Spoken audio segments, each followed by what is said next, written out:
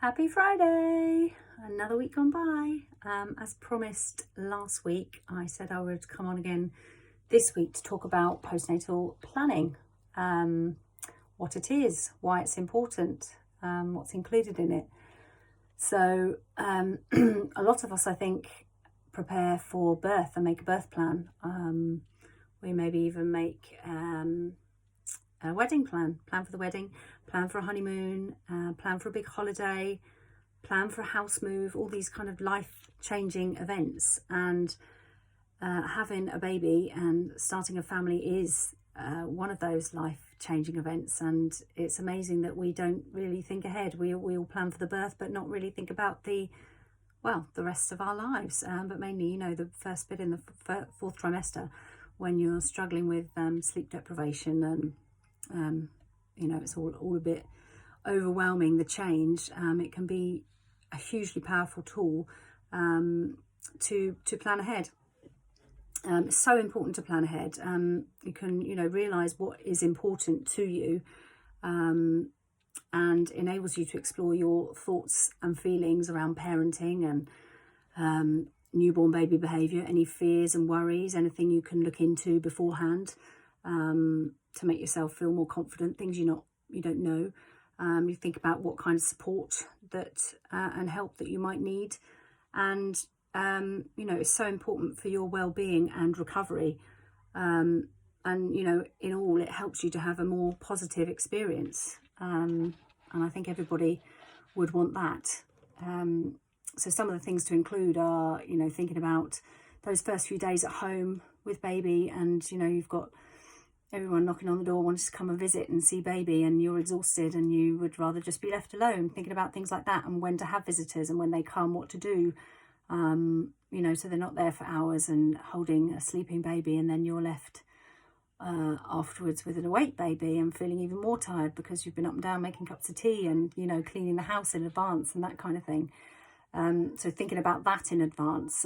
Also thinking about how you can prioritize sleep and rest and self-care, and what kind of things you need as a person to put those things in place, and what works for you. Also, nourishing food. The last thing most of us feel like doing when we're tired and don't have a lot of time is cooking, unless that's your go-to happy place, of course. But thinking in advance how you can prepare, have a freezer full of food, get organized beforehand. Maybe ask friends to pick things up for you, or do a meal train, or when they come to visit, if they could come with some lovely food, that would be great.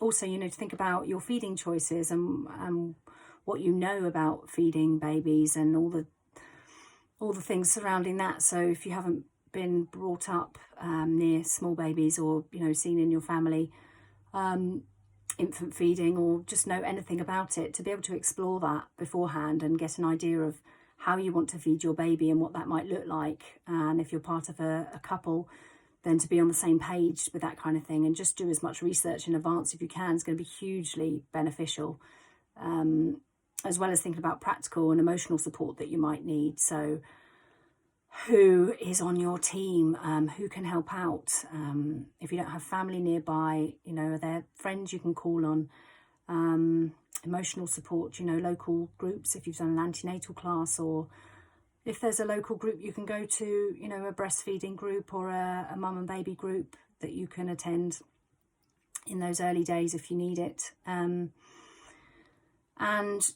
also, if you have older siblings, it's not your first baby, think about the support you might need for that, and can other people help out at, particularly tricky times like tea time and bedtime, or, taking other children to nursery or school, or, all of those kinds of things around that can just be hugely helpful to think about beforehand.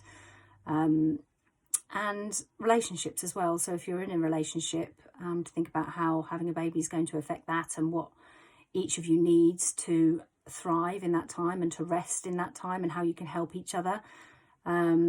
Relationships with other family members, and how that might affect things. A lot to think about there. And also it can be useful to have a bit of a checklist of things that might need to be done afterwards in advance, and things you might need to get for baby, and also, you know, local signposting to, like I said, local groups or experts of people who might be useful during the postnatal period, because having a baby is a life-changing event, and that those early days, they do fly. And if you can bond as a new family and not have all these other pressures, and you can just have a bit of help, it just takes the edge off a bit. But I think sometimes the biggest obstacle to us seeking that support is feeling that, you know, it's a bit extravagant, you know, luxurious, or, you know, we can't ask for help.